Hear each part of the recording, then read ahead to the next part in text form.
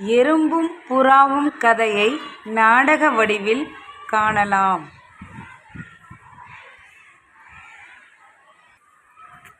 ஒரு பெரிய அடர்ந்த காடு. ஆஹா, தண்ணிக்குள்ள விழுந்துட்டேனே, காப்பாத்துங்க காப்பாத்துங்க. நான் இலையை போட்டுட்டேன், தப்பிச்சுட்டு வாங்க தப்பிச்சு வாங்க.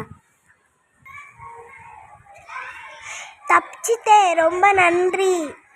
பரவாயில்லை நண்பரே. மரத்தில் இருக்கே, புறா வேட்டை ஆடலாமா? புறாவை கொல்ல பார்க்குறேன், காலை கடிக்கிறேன். எறும்பு கடிச்சிருச்சு, எறும்பு கடிச்சிருச்சு. தப்பிச்சு விட்டேன். நன்றி நண்பரே. பரவாயில்லை. சமயத்தில் உதவும் நண்பன் தான் நிஜமான நண்பன்.